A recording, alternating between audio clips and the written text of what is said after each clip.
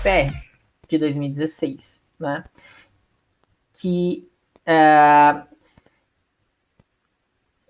ele vai explicar. A ideia é trabalhar um pouco com o que é a geomorfologia, né? E aí a gente vai tentar entender melhor essa coisa aí do relevo. Né? Então vamos lá.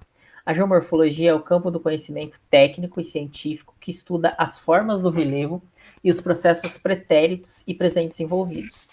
Em regiões sob a influência de clima tropical e subtropical, o relevo, em grande parte, está sendo moldado pela ação das chuvas, que promove o intemperismo. Intemperismo seria esse desgaste, né, das rochas e o transporte e deposição dos sedimentos.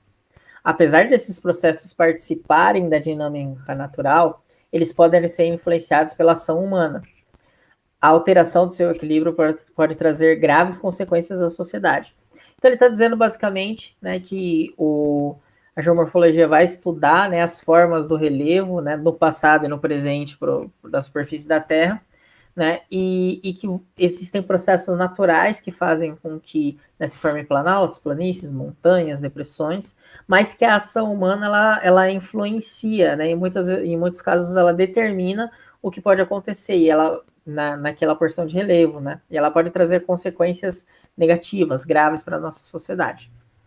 E aí ele vai perguntar o seguinte no enunciado: sobre os processos geomorfológicos que têm sido influenciados pela influência humana, intensificados pela influência humana, considere as seguintes afirmativas.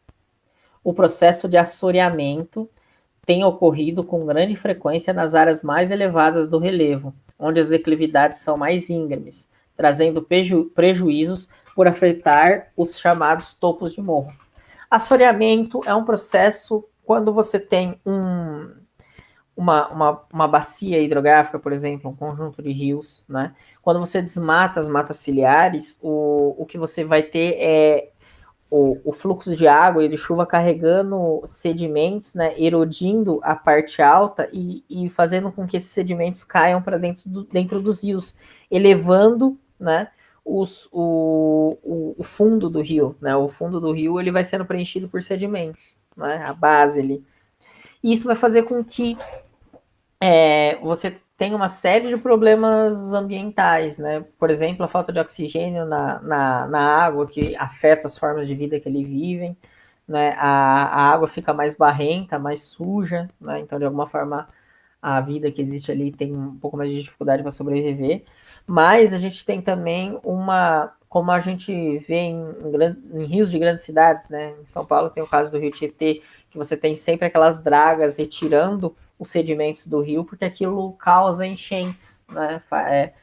Intensifica o processo das inundações. Então, nesse número 1 aqui, ele está dizendo que o assoreamento afeta o topo de morro, quando na verdade ele afeta o fundo de rio, principalmente, né? O fundo de rio e as encostas, né? As áreas as margens do rio ali, quando você tem a retirada da mata ciliar que sofrem com a erosão. Né? Então, essa primeira alternativa, né, a gente pode considerar ela como incorreta. Então, a 1, né, vamos entender ela como sendo a alternativa incorreta. A 2, os escorregamentos e as corridas de detritos e lama são deflagrados por grande volume de chuvas e ocorrem predominantemente em regiões serranas e nas encostas com maiores inclinações. Então, estão entre os processos geomorfológicos que trazem maiores danos à sociedade. Escorregamentos, corridas de lama, né, acontecem.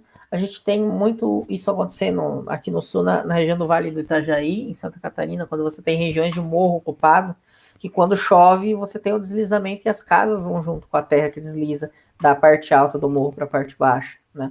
Esses escorregamentos eles são naturais, eles acontecem em qualquer zona em que você tem essa diferença de altitude entre o ponto mais alto e o ponto mais baixo. Na medida em que a chuva vai se infiltrando e encharcando o solo, aquele barro, né, aquele solo ele vai se deslocando, né, e vai da parte alta para a parte baixa. O que faz com que isso se acelere é exatamente o desmatamento, né? Quando a gente desmata uma região de um morro para construir qualquer coisa, né, casas, indústrias, empresas, você favorece com que esses escorregamentos, essas corridas de detritos e lamas, elas aconteçam, né? Porque você não tem mais a raiz e as árvores como uma proteção ali natural ao solo, né? Então, essa alternativa, essa 2, né, ela está correta, porque é um processo geomorfológico que traz grandes danos à sociedade, né? A gente vira e mexe, está ouvindo notícia de pessoas que inclusive morrem por conta desse tipo de evento. E a 3, né, a erosão pluvial em vertentes traz grandes prejuízos econômicos e ambientais. E está condicionada, além de as características do relevo, também aos tipos de solo, as dinâmicas das chuvas e a cobertura da vegetação e ao tipo de uso antrópico. Né? A erosão pluvial é essa erosão proveniente das chuvas. Né? Então, essa erosão que vem das chuvas, ela traz prejuízos econômicos e ambientais. Aí vamos lembrar o Porto de Paranaguá, por exemplo. Né? Toda essa reserva ambiental que a gente tem no litoral veio exatamente por conta da erosão pluvial, né? A chuva carregando sedimentos pelos rios, e isso indo esse assoreamento que a gente tinha falado antes, né? Assoreando a Baía de Paranaguá e fazendo com que o fundo da baía ficasse mais alto e os navios não conseguissem entrar, né? O que se faz, né? Você cria ali essa reserva, é uma mata secundária, né? Ela já foi desmatada e foi reflorestada exatamente para preservar a região do Porto de Paranaguá do assoreamento, né? Você ainda tem as dragas ali, né? Que retiram o fundo da baía, mas o que ajuda muito a segurar esse assoreamento é a mata que você tem ali, né? Então a erosão pluvial, quando ela está em áreas de vertentes, né? A Serra do Mar é uma região de vertentes, ela causa, né? Dependendo de como a gente gere essa região, né? Prejuízos ambientais, né, principalmente quando a gente tem essa intervenção humana de provocar o desmatamento. Então a 3, ela também está correta, né?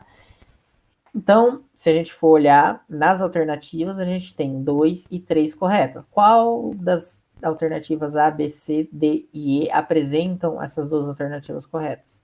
É a D, né? Então, nesse caso, a gente, se fôssemos, né, estivéssemos em 2016, no vestibular da UFPR, a gente assinalaria a alternativa D.